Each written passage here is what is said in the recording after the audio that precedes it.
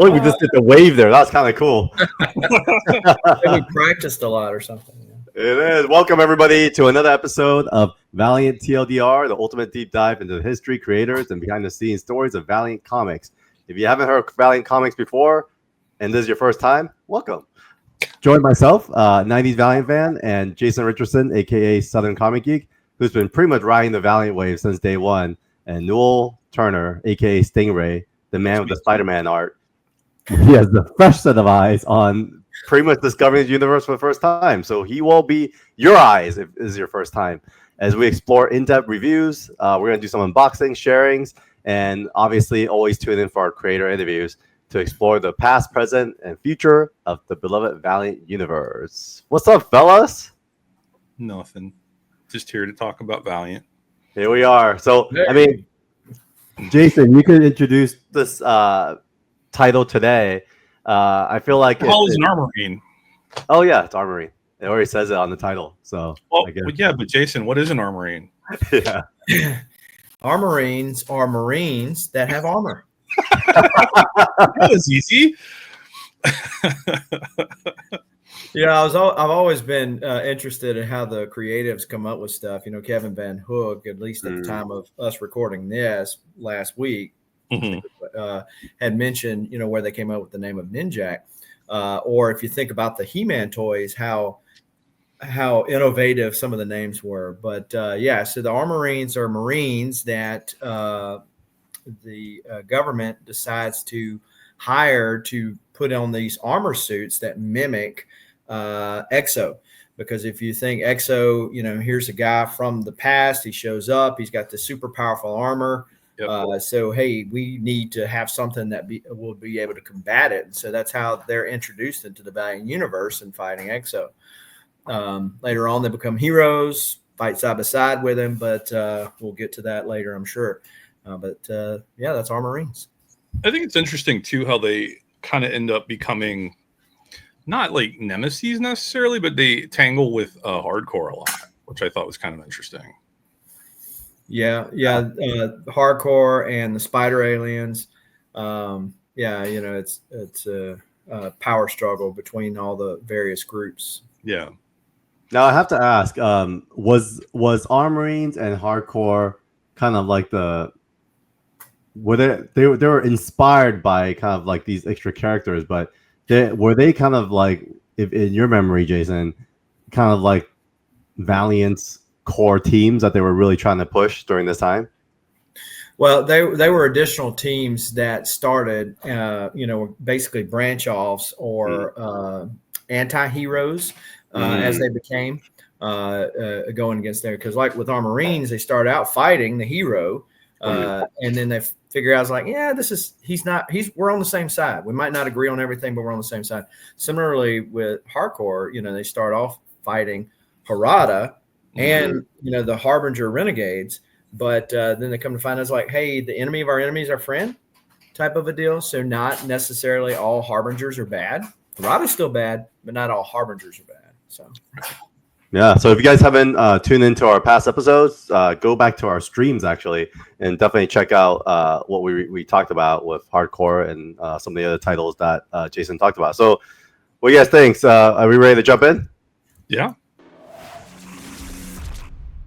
Here we are. I love this cover, guys. I gotta say, this is to me one of the coolest covers ever. Yeah, it's definitely a cool cover. And so originally, this was inside of Exo 25 as an add-in, but you can actually later on you can buy it separately. So, but yeah, this is how they introduced it in the giant size, $3.50 for a giant size comic at the time. Ooh. You know? Wow.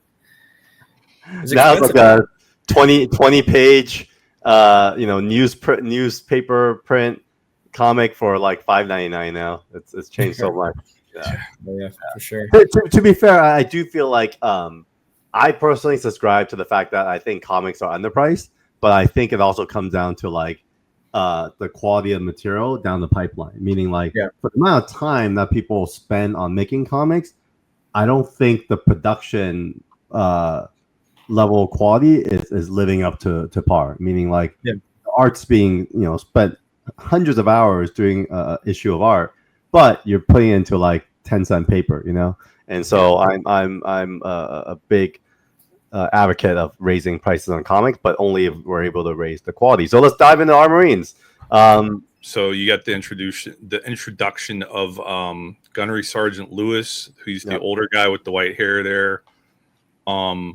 It's going to be a trope going through the book where he's the old guy in the group and everybody makes fun of him for being old, and he's like, "Oh, I'm an old man," he's kind of the gruff older guy. And then his other personality trait besides being old is that he smokes. They really want you to know that he likes cigarettes in this. So we'll That's see. a big no in comics today with like Marvel, DC. I heard is rated pretty heavily. Yep. So I thought one of the things I thought going in this one and I thought was cool was we got Jim Calafiore on the art, and it was which is pretty solid, and he does all of the issues that we're going to look at today. So that was pretty nice to have that consistency. And here they are. They're just bringing the team in, introducing them to the scientists that are making the armor.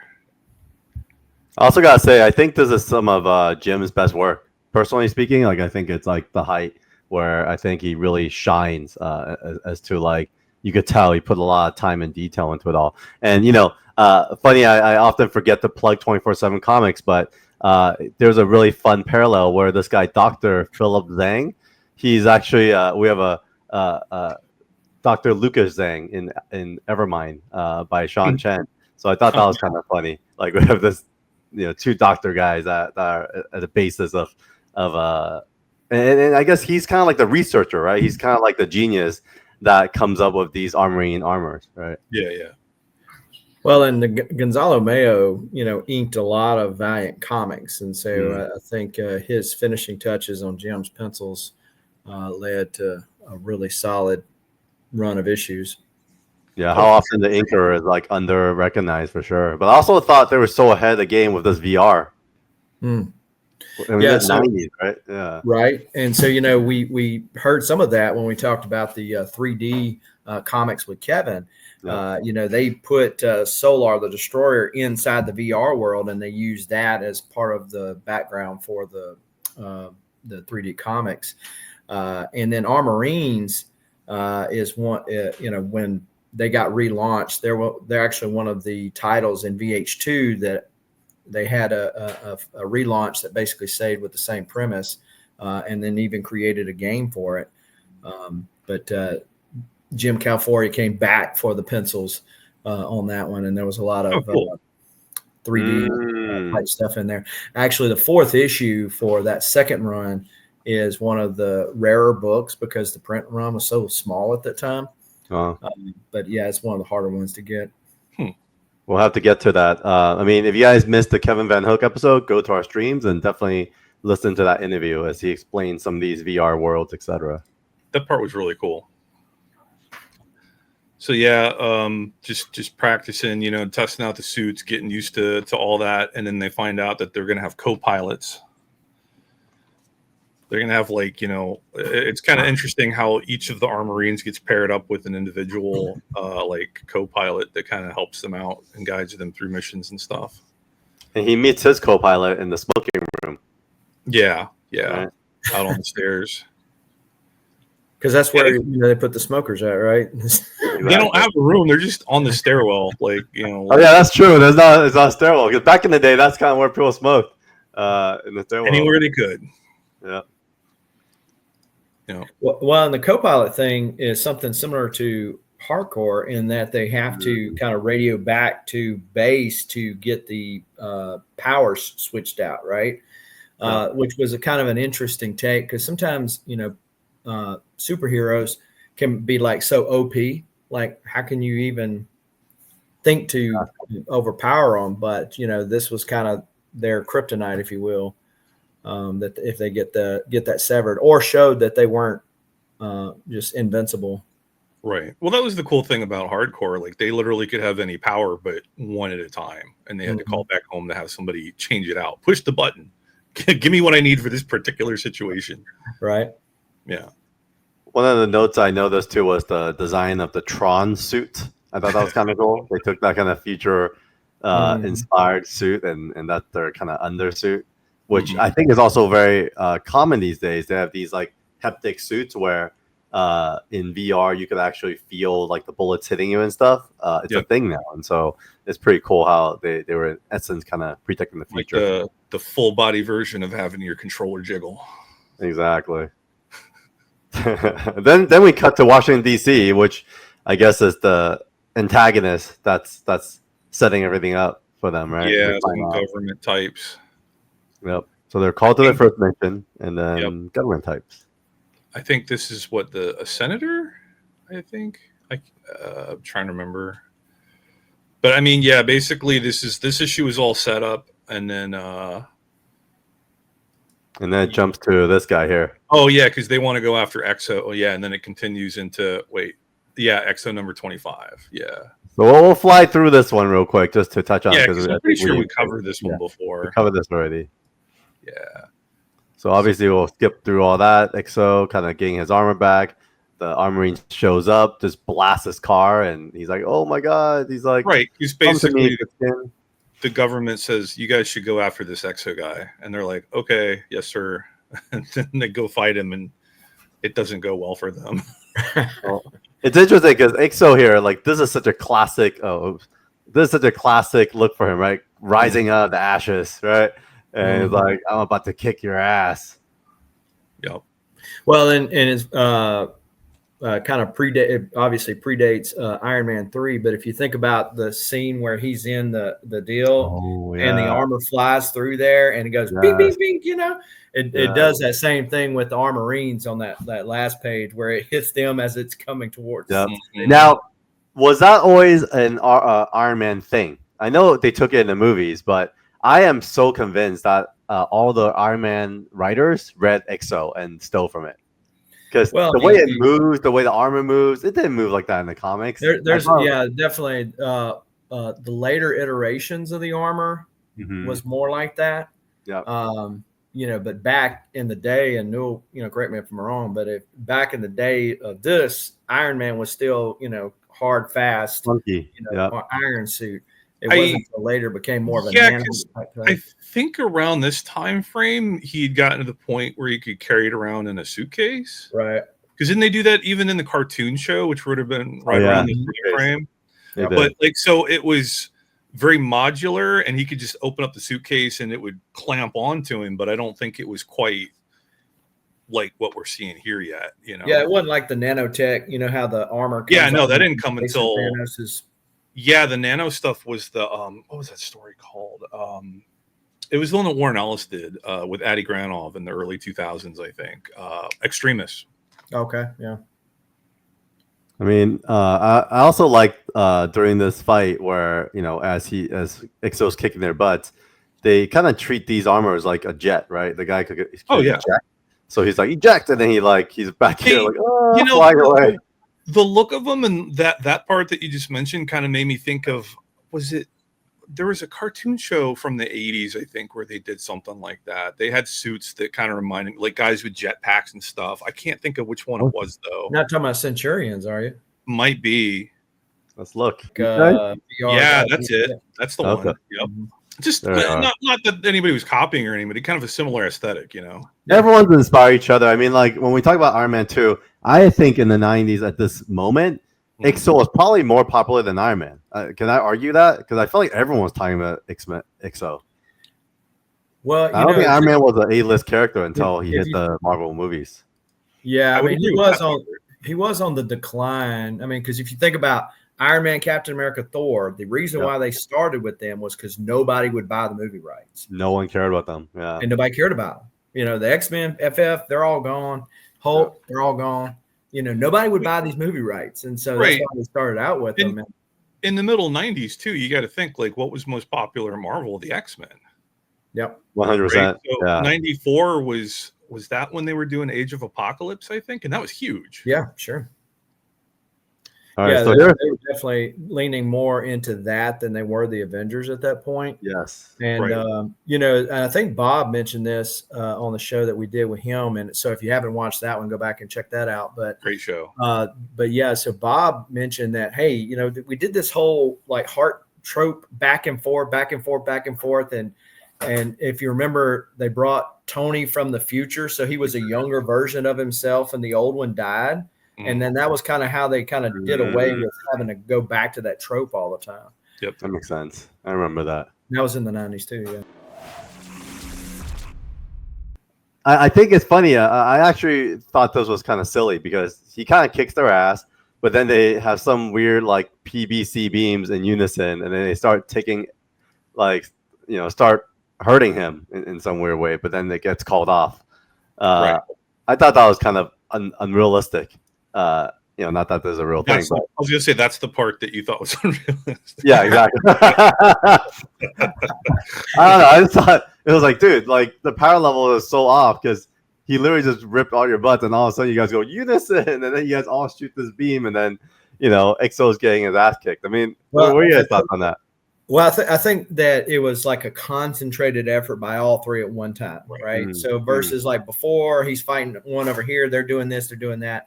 So it's like all at one time, one giant blast was kind of what did it in for him. So it's almost like poetic, like in teamwork, in unison, they could actually take on EXO. Okay, yeah, I get it. So so that's that, and then he goes and introduces himself to Eric. I don't know what they end up doing, but. Do you smoke? Mind if I smoke? He's like, actually, I do. Well, so if you remember EXO Man of War #2, I actually have this page where him and this lady are talking. It's what's his friend's name? The gay one that's always with him. But he's with him at the house, and he Ken. And so he reaches over and sniffs out, tears down the cigarette out of her mouth. Oh, so that's hilarious. So he doesn't like cigarettes. Yeah. That's funny. So we'll jump right in ARMORINES. I mean, it's weird on Global Comics for some reason. It doesn't have the covers. So let me actually just look that real quick. Well, yeah, go ahead. Here we are. Oh, yeah. This was a great cover, too. Yep. Oh, yeah. This one's fun.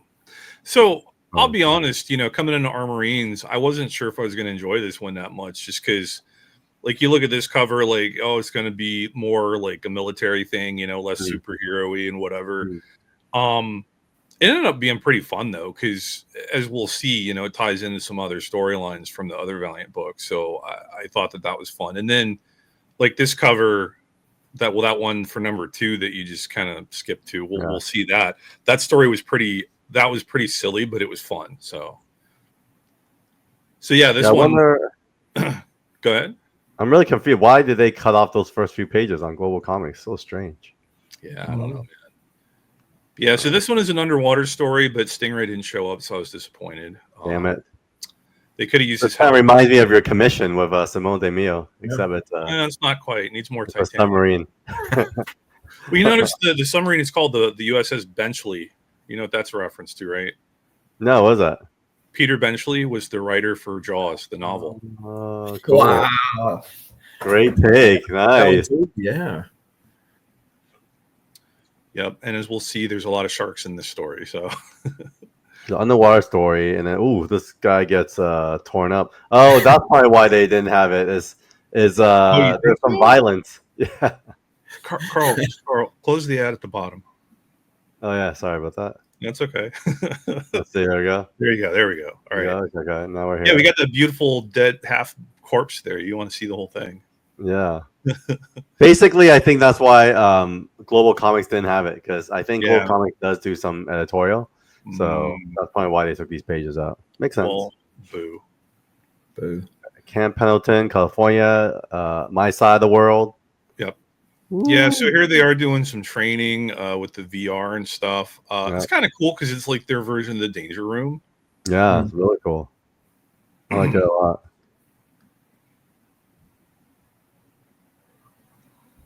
And they're doing some fighting. They're testing out the underwater capabilities. Oh, that's so cool. They kind of set it up by showing their training, and then they bring them into the field, right? right? Mhm. Yeah. Wow, Global Comics cut out like 5-6 pages. Ridiculous. Might have been just like a scanning mess up. I don't know. Could be. So all right, we'll go back here. All right, so this continues. So there's two training. And I think it's funny because you see that bottom panel there on the left, and then they've got that up on the screen on the next page. So they're all kind of like laughing at him because the way he kind of almost drowned and crashed through the wall and everything in his training. And then in that bottom panel, he's got a cigarette again. He's like, I need to smoke. That's his jam. I mean, this is like a full-on advertisement for a tobacco company. Yeah, and those are like his two major character traits, right? Like, I'm old, I like to smoke. So here they're just showing off that the scientist guy has designed for them like what do they call these? They're like special jetpacks to help them maneuver underwater. So they're getting ready for this mission. They're going to go try to save the submarine that we saw, the Benchley, which is off the coast of Australia. And then he's having a private talk with the general. Is there some drama happening here between these? Yeah, so the guy in the yellow and black stripes there, he's dressed like a bumblebee for some reason. That's Surratt. He's NSA, I think, so he's kind of working with them, and he's kind of a bit of an asshole, and the rest of the group, they don't really like him because they go to pick him up there. Like he gets to stay in a hotel, whereas everybody else is staying in the barracks and that kind of stuff, so they don't get along with him too well, but you know, he's part of the team, so they have to put up with him. And then here they are, they're going into this guy's house. It's a guy that Lewis had known previously. He's an Australian special forces or Navy SEAL or something. And he really likes sharks. He's got all the shark teeth and the jaws, bones and stuff on the walls in his house. And he's going to help them out with this mission too. He's like the local talent that's coming in to help them go find the submarine. Yeah, that's the aquamarine expert. Yeah. All right, so we dive in. We're in the mission now. Yep. I really like this whole gear that they add on. They look really cool. I thought. Yeah, no, it's a good look, and it, you know, they're modular. So if they need something special for a mission, they can just plug and play. You know. I guess one question mark I had was more like they said the armor would like camouflage to whatever world they're in, but they're not very camouflage right now. It's very gold still. Like you would think they have the, you know, blue aquamarine camouflage or something. Right. So, you know, it's funny too, because like you notice in that top panel on the left there, like they have some of them have writing on the helmets. Oh yeah. Which I imagine they did to help kind of differentiate them because the armor's all basically the same. Right. True. Like they have the numbers on the shoulders, but I wasn't sure who was what numbers. And, you know, I even got a little bit confused sometimes trying to remember who was, if you can read this, you're dead. Like I couldn't remember which character that was, but I thought it was a cool attempt to try to make them different, you know? Yeah, I agree. I think it's cool. It gives some personality, and it's very Marine core, right? They decorate their helmets and stuff. Yep. Hoorah. Boom. And then you get the sharks. Everybody likes sharks. Oh, shark movies are the best. They always make but money. They're not just regular sharks. I got excited because with this page here, I thought they were going to be zombie sharks. They look like zombie sharks. Look at this. Like they're all like. It's not quite zombies. It's even weirder. So. All right. So with that said, we're gonna go to issue 2. Yeah.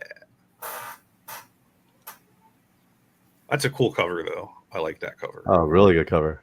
This is very. If there is one Armorine cover, I think this is yours. if it shows. Very Stingray. You should get someone to recreate this. Maybe California can do a recreation of instead of that's a good idea, Armorine, do a Stingray. Oh, and it's like a Stingray logo with the Armorine font. That would be freaking awesome. That could be cool. I'll make a note of that. Armorines 2 cover recreation. Great idea for California to because he's a great commissioner. He does really good work. Oh, really? They skipped a few pages again. So all right, we'll continue here. Yeah. So there's the co-pilots hanging out doing VR stuff. I wonder why they need to be on like on helicopters. I guess back then the Wi-Fi just didn't go as far as satellite. There was no Wi-Fi then. Oh yeah, no Wi-Fi in '90s. I mean, Al Gore had just invented the internet. I mean, That's true. I have a great joke for this. I'm glad you brought that up, Jason. Do you know how you know that Al Gore created the internet? How's It's that? made up of all those algorithms. Oh my god, that's really good. That's really good. One of my favorites. I love that.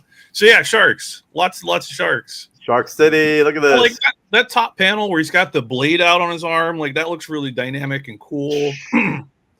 Like I don't know, fighting a bunch of zombie-looking sharks. This issue got a little bit kind of a little crazy, but it was still fun. It was entertaining. So, all right, so it's not quite ready for us yet. Okay, so it goes back through here. So Global Comics takes us to here. Basically kicks off here. Yeah. Boom. Here we are. So shark fighting. This guy gets blasting holes in that one at the bottom there. Like it's such a boom.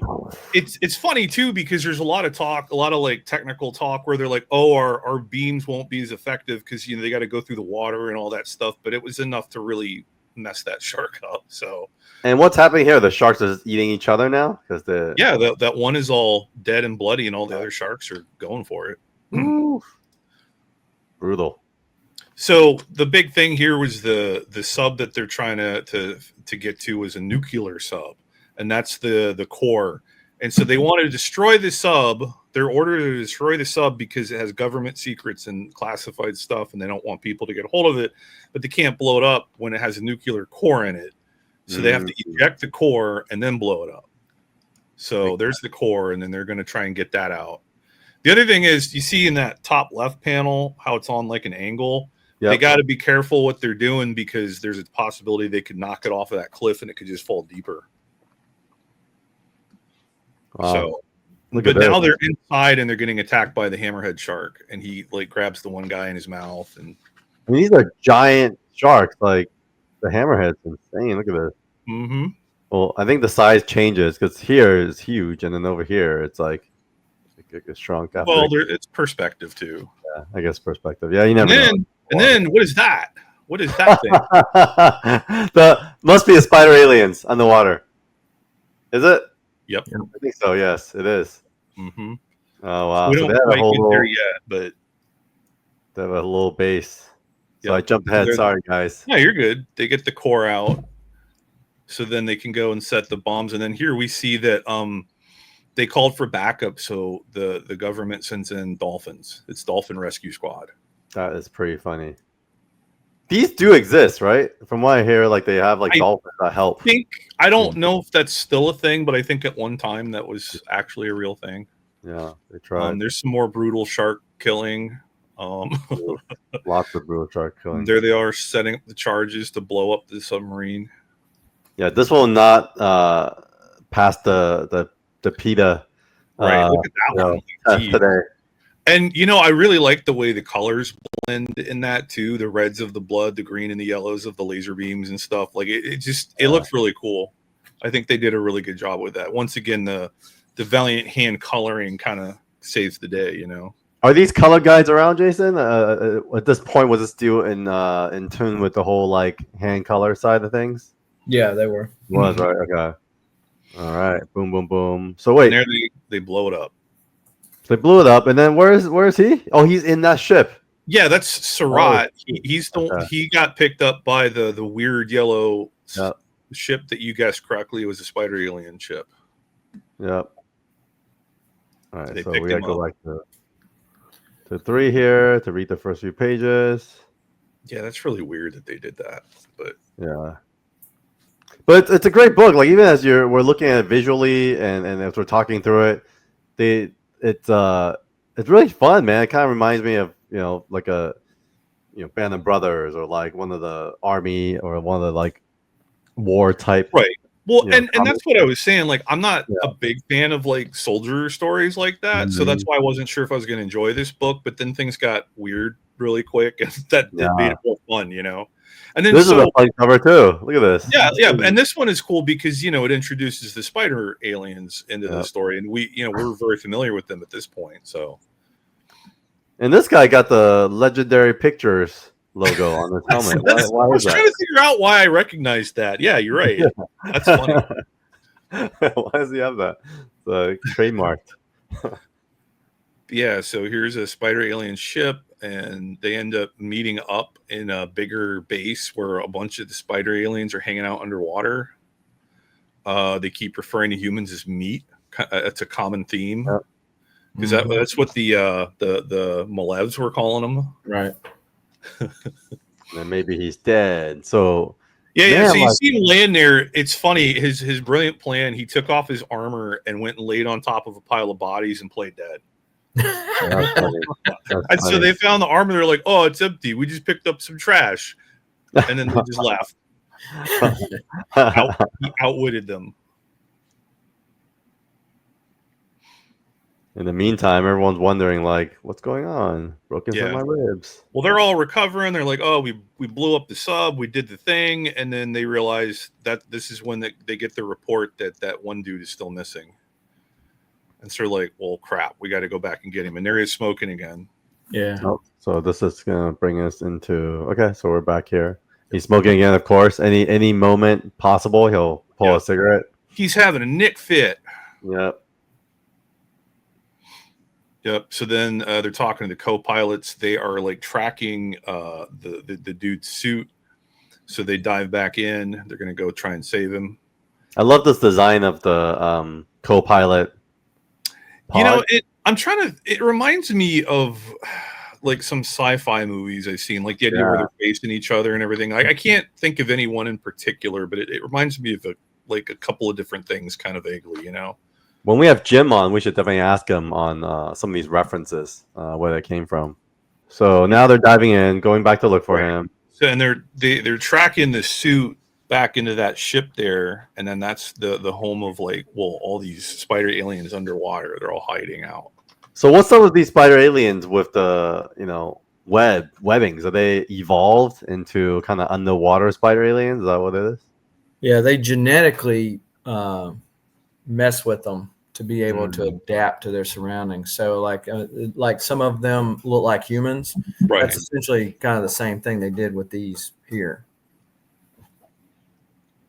Which is interesting in this whole little ARMORINES little storyline is that it's all underwater. So if you think about Valiant, they don't have any underwater superheroes.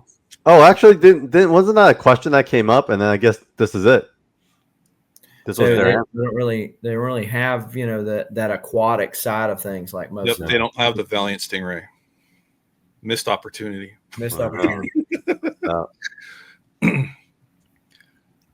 Yeah, more fighting. I love the tanks with the sharks there on the right. I thought that was cool. Oh, cool. They did a good job. Look at that. And everything. And then this is where you find out that all of those ugly sharks were not zombies. They were mutated. That the spider aliens are messing with the sharks' genetics and stuff. And they're using the sharks to, like, if the shark goes and eats somebody and brings it back, the spider aliens take it out of the shark and eat it.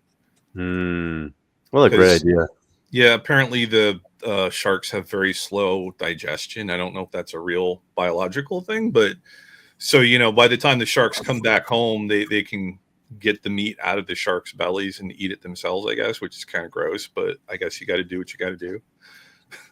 I wonder how much world building. I wonder if the projection of this world building was there from the onset, because I know Bob Lane, Barry Windsor Smith, Jim Shue, they all kind of designed this world, but for them to think about where all the places that the spider aliens can live, from space, land, sea, I thought that was really cool, just to show that they've pretty much invested our complete infestation of our planet, and they've already kind of been here for long enough where they've already evolved into webbed versions of themselves. I thought that's pretty genius. And I always wonder how much Barry Windsor Smith had to do with the alien aspect, because he has shared that he was actually one time abducted and saw aliens and witnessed that, and that's why it informs a lot of his creativity. So I wonder, Barry was abducted by aliens. Yes, he was. I believe him. I did. Well, I had not heard that before. Yeah. So So I wonder if that informed a lot of this. You know, I will have to Google that later. Yeah. Oh, I love these fight scenes. So well done. Which part? The fight scenes, like how he's just cutting heads off right here. Wow. Oh yeah. Oh yeah. More of that Valiant violence that we love. Right? No comic code here.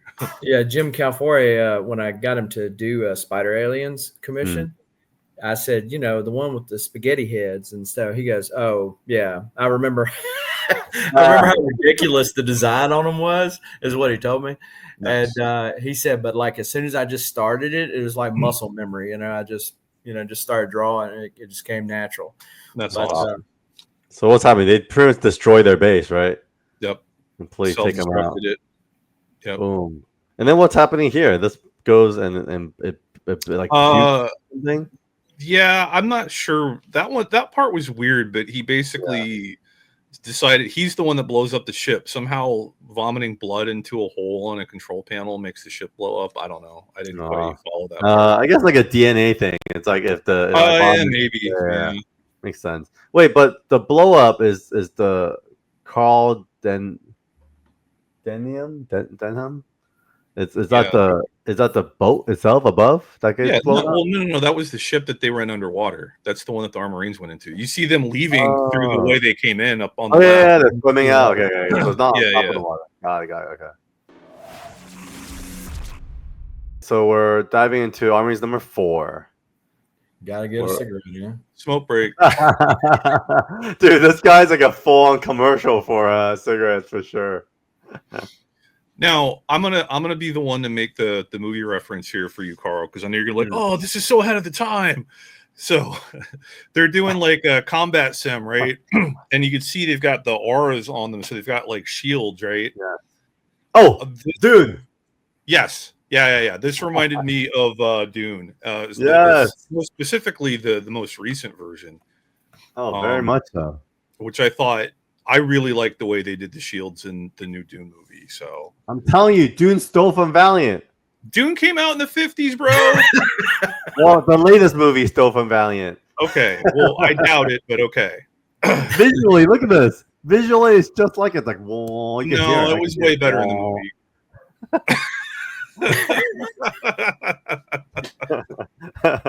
And then the movie also had like levels, right? Like if it hits too hard, then it becomes red, right? Something and then like that, otherwise, well, they kind of do it here too, right? Yeah, sure. It's totally what they stole from. Totally stolen from ARMORINES. How many do you really think that many people have actually heard of ARMORINES? John Spade, who wrote Dune, did. He obviously read from this. The way you said that was like, you know that? Like, is that true?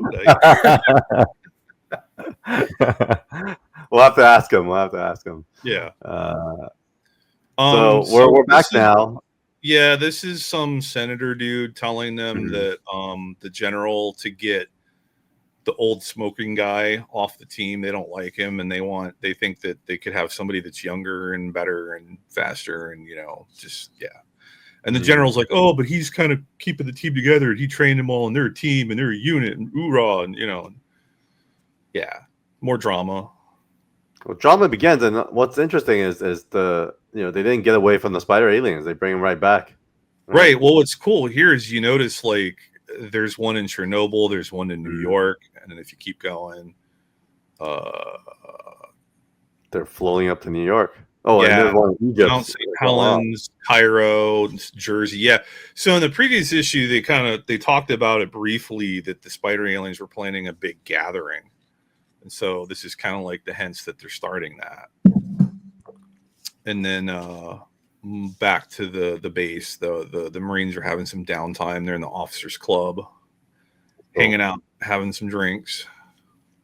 Yeah, they were really like working on doing their version of the war movies.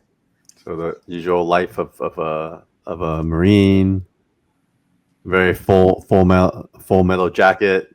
Oh yeah, so this is funny. Like he gets home, Lewis gets home, and his daughter is there waiting for him, and he had forgotten that she was coming to visit. Oh, here, okay. Yeah, this page, yeah. he's like, oh crap, and it's like you don't even know he has a daughter at this point. She's just kind of there, trying to create some, more personal drama, I guess. And then he gets he has a beeper, he has a pager, right? Very, very 90s. So his beeper goes off, and she's like, "Oh, you got to go now. You just got home and you got to go." He's like, "This is an emergency. I have to go." And she's all like, "Oh, so your job's more important than me? Nothing's more important to me than you, but I still got to go." So, that kind of so I love this because it goes really back to Valiant and how they grounded their characters. Because I don't remember as much of this type of personal, work and life conflict in like the Marvels and DCs of the world. I feel like this feels very real. It's like often there was in the 90s, there's the boomers, right? The generation that put work over family. And I thought just this one page adds so much more, I guess, dynamic to his character, right? Adds another layer. The Marriott Hotel, several miles away. More advertisements. So what's going on here? Who's this guy? Just one of the other Marines hanging out with his wife, okay. and then the beeper goes off and he has to go as they're getting ready to have some fun times. I know. There's so much of this kind of stuff in Valiant. These guys were having a blast, I'm sure. Well, and that outfit looks just like Dr. Mirage's wife's outfit. Oh. And, I mean, it's the same color, same design, everything. So they love purple tights. Right. So, well, you think about all that shenanigans going on and who was reading those comics at that time. They're like, hey, yeah. Yep. Yep. So then Lewis shows up at base. The general's like, "Oh, we need to talk," and he thinks he's about to get fired. But then they tell him that there's the alien invasion and they're going to have some help from Hardcore. Nice. And Hardcore, I forgot. Are they government related at all, or are they their own independent agency? No, they're owned by not Orb, the other one, some corporation. So they're a private. Yeah, they're a private deal. In VEI, they're actually part of Project Rising Sun. Okay. Yeah. So so the chaos effect that's happening now was Valiant's next big crossover across all the books, and there was different versions of the chaos effect. Like this is Delta. So like there was like 4 books in this version of it, 4 books in this other part of it. So kind of like phases or something. Yeah, it was phases, and so like you'll see more of like a grouping of sorts, and then they have like a alpha and omega type thing, like they did with Unity. Oh, interesting. So Jason, before we dive into this, could you give a quick premise of Chaos Effect and the role that ARMORINES played into it? So the Chaos Effect, basically, the Master Dark has this plan, and the necromantic energy sets everything afry. I think that's when Geoff, the Geomancer, dies, and so it brings Magnus back from the future at one point in it, and then of course because of the dark energy, Dr. Mirage and Shadow Man play a big part in that, right? And so that is the next big thing. So yeah, they had the Dan Jurgens did the red cover, and he might have done this one too. Huh. And so so you'll see the free as well. Okay. Mm-hmm. The only bad thing about these covers, is that it's very slim. So like if you look at the originals on this, it's that one slim piece of art. All the rest is computer stuff, right? And so that's the only bad thing about these covers. I'm not a fan of these covers. I know what they're trying to do, set a theme for it, but I think you take away so much from the art, Yeah. But they really could have just done some graphic designs instead. Yeah, sometimes they'll shrink down, or you only get part of the cover, but the actual cover, the actual art is only that thin. Yeah, it sucks. I wasn't a fan of these covers. I think I was kind of like, this is when I remember Valiant started losing me, because I didn't like the covers. I didn't like how they chopped up the covers this way. So it's weird. It's a weird thing, but I totally remember. All right, back to our Marines. Here we go. That's so funny because like this is the only issue of Chaos Effect that I've read. I didn't realize it was like a Unity level kind of thing. That's crazy. Yeah, it's gonna continue Harbinger 34. So yeah, I guess things they go into outer space and then they get trapped out in outer space as a result of the effects of it. But yeah, so it's them and Hardcore on a space shuttle going out into space to fight spider aliens. Exo ends up getting trapped out there too, so he ends up being. Yeah, that was funny because he just shows up randomly later in this book. So it's really funny. I always remember this. These were very memorable, like these pods in space. But I totally forgot that they came from underwater. Like in my kind of nostalgia memory, I didn't remember that they were introduced through ARMORINES. So it's pretty fun. This spread is awesome. Who owns this spread? Someone needs to grab this spread. This is freaking badass. So I own several pages from these stories with them and Exo. Yeah. But I don't own that one. That would be a nice one. And then an interesting little thing here. That's Harada in that tube on the right there. Whoa, what's he doing there? He's mind controlling one of the Hardcore guys that's in space right now. The heck? Yeah, I was a little confused by that part, like why, but if you keep going, that guy just kind of goes off and does his own thing, the one in the chair there, and his name is Flatline, and everybody's like, what Flatline, what are you doing, get back here, and where the hell are you going? And it's because Harada is controlling him from some stasis tube thing. Like, Weapon X. A little bit. Or like the thing they put Luke in, when he's got to rebuild his hand. Right, the Bacta tank. Yeah. Bantha tank, yeah. Bantha something. Yeah, this is pretty cool. They're straight fighting in space. Then, boom, this guy shows up. Yep. Curse hard skins, you will die like all the rest of your kind. Ha ha ha. All right, so they close out and we're left on like a cliffhanger. Continue XO33, but we won't go there. Nah. We'll dive into issue number 6. Oh wow, nice cover. So this is after this is over with Chaos Effect. So you don't see the Brander up there. Is it me? It shifted a little bit art wise. Is it the colors? Is that what happened? No, I think it's more the inker. Yeah, inker. Okay. The same inker, yeah. Wow. Okay. Yeah. Ronnie Ramos really. But I think definitely. Yeah, I think Jorge Gonzalez has written all these issues so far, and they're all penciled by Jim Calafiore. So very consistent. First few issues, which is kind of interesting because like some of the other Valiant books, like they swap every couple issues. It feels like, Yeah. I mean, this ink and color, for me, it's a little bit of a shock. Well, yeah, it's a little bit different. It's funny because it's noticeable without being like, why does this feel different? Yeah, that is funny because especially like in the 90s where the coloring was just like horrid at times.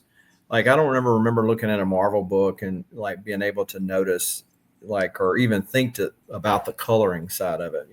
Sure. It's just all yeah. But, I mean, it's funny because I never really thought about it at the time either because I was still pretty young and I didn't know any better. Yeah, it's funny. It's one of those things where I feel like when we're younger, we think we don't know, but I think our unconscious does know. Because I think when the quality starts going away, you start. Oh, sure. But it's not like something where I could look at it and go like, "Oh, this coloring sucks." You know what I mean? Exactly. I don't think I really. At that point, I probably didn't have a good understanding of all the work that went into it and how comics were made yet. Right. Like I never would have been able to look at this stuff and understand that it was hand colored versus the digital stuff. So I'm guessing this was moving away from hand color at this point because it does look different. Yeah, it does. I don't know if that's the scan or what. Yeah, it could be the scan as well. I mean, so there's the aftermath of Chaos Effect. Yeah. What were they doing? They're just murdering the rest of the spider. Omen. Omen is the company that runs Hardcore. That's it. Omen. Okay. Yeah. I don't remember. Yeah, no, they're just still out in space fighting the spider aliens, trying to stop the gathering because all of the spider aliens, I think they're trying to they're all getting together so that they can leave, right, Jason? Like they're trying to get away from Earth. Yeah. Yeah. So they're just trying to stop them, and the ARMORINES and Hardcore are just trying to survive, and Exo is out there just murdering aliens because that's what he does. Yeah. And of course, they're like the originals are about the same, so I don't think it was necessarily the scan. It's just the or unless it was like the original from the printer type deal. So, I mean, timing wise, Chaos Effect was also like the beginning of the end, right? Of VH1. Yeah. So, I mean, you had Earthquake was the next big crossover thing. But yeah, it was starting to go downhill at this point. I mean, when did the crash happen for comics? Was that 95, 96? 96, I think.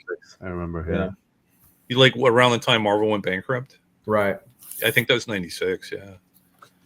Yeah. So I mean, this was 94. Yeah.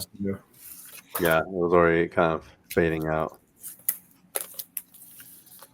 Yeah, so they open a door there and they get faced by these three big guys.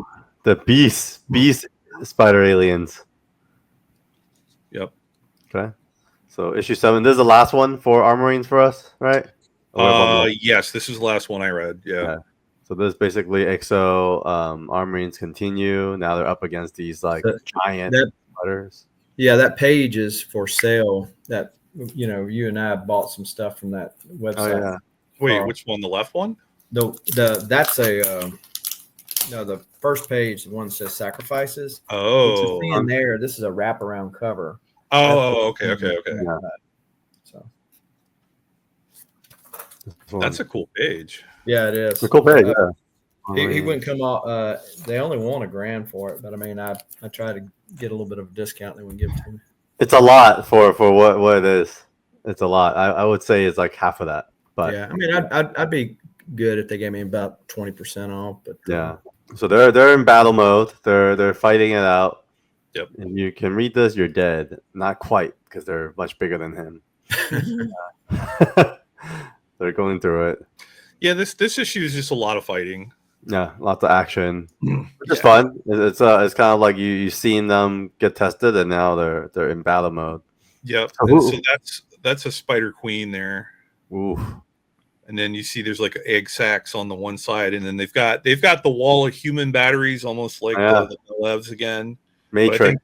I don't think they're using them for batteries, so they're just keeping them as food for later. And then this guy here is a Marine, and then you find out that in the next couple pages that he was kidnapped by the spider aliens, like back around the time of the Vietnam War. Oh my gosh, that's so cool. Yeah. Because time doesn't flow for them like it does for us. That's why art was able to be from way back when and come into right. Time is not absolute. Right. And then there they are breaking a bunch of spider eggs, and then you cut back to them fighting the big guys. And where is EXO at this point? I thought he was still with them. He's in stasis there, you see. The spiders caught him. Oh shit. Yeah. Okay. So now it gets interesting because you can kind of see it a little bit on this bottom left, the big panel there, but they free a bunch of other people that were imprisoned by the spiders, and they are all from all throughout history for going backwards like several hundred years. So like cool. there are literal like knights in armor and that kind of stuff. So like we get a whole variety of people, and they all just kind of, they don't even necessarily all speak the same language, but they're all mad about being kidnapped by spider aliens. So they all just start to fight back and kill spider aliens. That's so fun. What a great concept. So they break out EXO. Like in the bottom right there, you see the knight getting shot.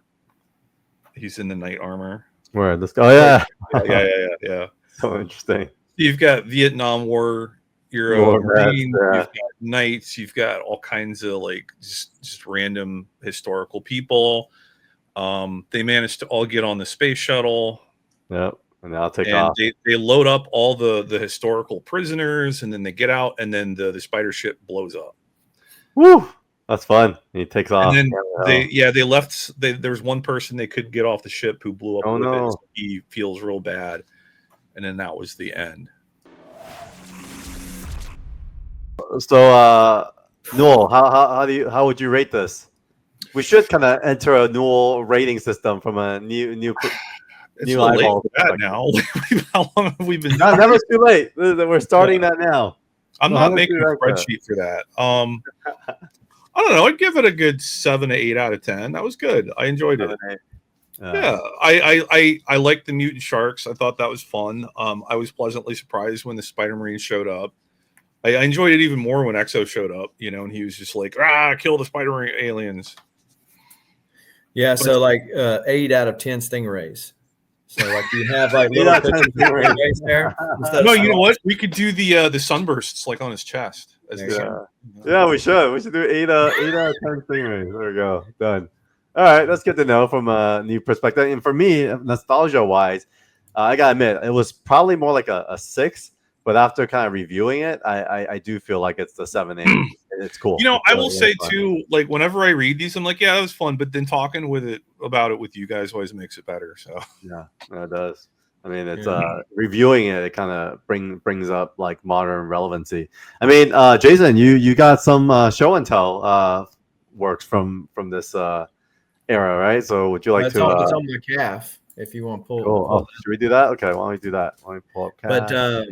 But no, yeah. For me, having reread them after the fact, much like I did with Hardcore, was I enjoyed them more later on, reading them as an adult than I did as a kid, and I don't think it was tainted so much with nostalgia, because like as a kid, it just seems like I was like, I just don't know if this is for me type of a deal, and your tastes change over time. Oh yeah. True. So I did enjoy the series more later on. So yeah, I agree. It's more interesting as an adult for sure. So we got 2 California pieces here. Yeah. So you remember the scene where he gets trapped in the danger room and he has to cut his way out? Oh, nice. Yeah, that's a really nice page.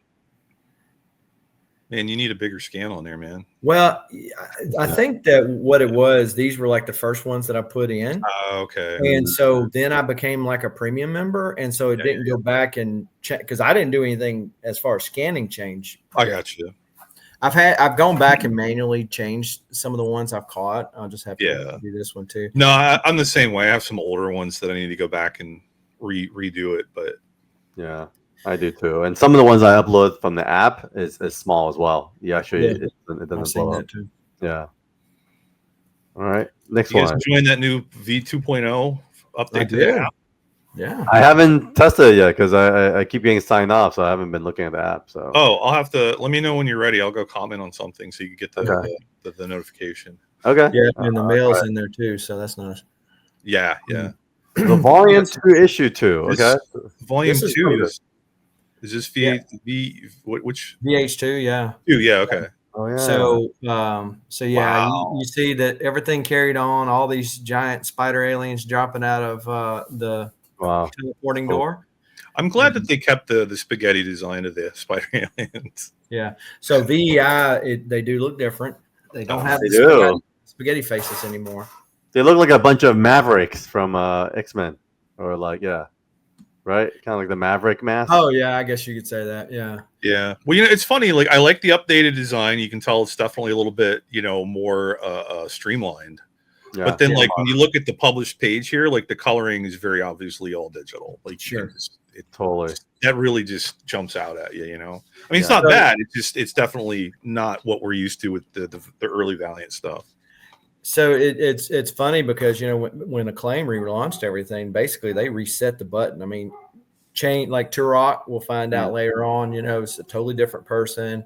Exo, same thing. Shadow Man has a totally different deal. But when it came to ARMORINES, it basically stayed the same.